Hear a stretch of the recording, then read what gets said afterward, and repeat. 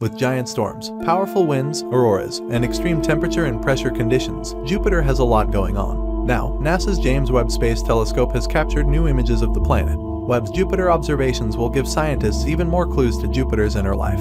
We hadn't really expected it to be this good, to be honest, said planetary astronomer Mike DePater, professor emerita of the University of California, Berkeley. DePater led the observations of Jupiter with Thierry Fauchet, a professor at the Paris Observatory, as part of an international collaboration for Webb's early release science program. Webb itself is an international mission led by NASA with its partners ESA and CSA. It's really remarkable that we can see details on Jupiter together with its rings, tiny satellites, and even galaxies in one image, she said.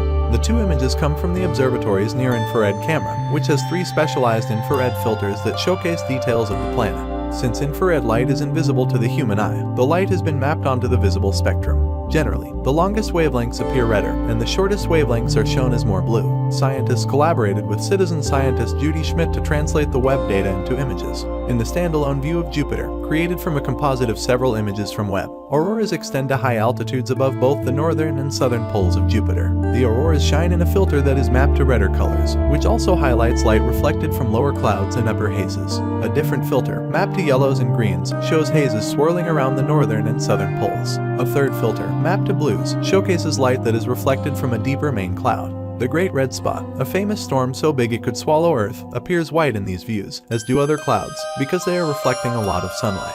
The brightness here indicates high altitude, so the Great Red Spot has high altitude hazes, as does the equatorial region, said Heidi Hamill, Webb interdisciplinary scientist for solar system observations and vice president for science at Aurora. The numerous bright white spots and streaks are likely very high altitude cloud tops of condensed convective storms. By contrast, dark ribbons north of the equatorial region have little cloud cover. In a wide field view, Webb sees Jupiter with its faint rings, which are 1,000,000 times fainter than the planet, and 2 tiny moons called Amalthea and Adrastea. The fuzzy spots in the lower background are likely galaxies photobombing this Jovian view.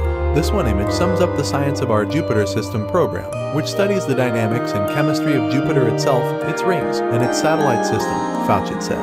Researchers have already begun analyzing Webb data to get new science results about our solar system's largest planet. Data from telescopes like Webb doesn't arrive on Earth neatly packaged. Instead, it contains information about the brightness of the light on Webb's detectors. This information arrives at the Space Telescope Science Institute, Webb's Mission and Science Operations Center, as raw data. STSCI processes the data into calibrated files for scientific analysis and delivers it to the Mikulski Archive for Space Telescopes for dissemination. Scientists then translate that information into images like these during the course of their research. While a team at STSCI formally processes Webb images for official release, non-professional astronomers known as citizen scientists often dive into the public data archive to retrieve and process images. 2. Judy Schmidt of Modesto, California, a longtime image processor in the citizen science community, processed these new views of Jupiter. For the image that includes the tiny satellites, she collaborated with Ricardo Huso, a co-investigator on these observations, who studies planetary atmospheres at the University of the Basque Country in Spain. Schmidt has no formal educational background in astronomy, but 10 years ago, an ESA contest sparked her insatiable passion for image processing. The Hubble's Hidden Treasures competition invited the public to find new gems in Hubble data.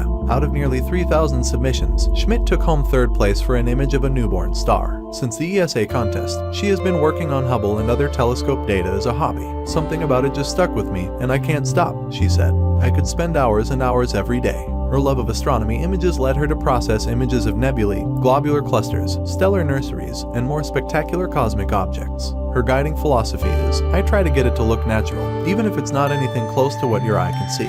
These images have caught the attention of professional scientists, including Hamill, who previously collaborated with Schmidt on refining Hubble images of comet Shoemaker-Levy 9 seconds Jupiter impact.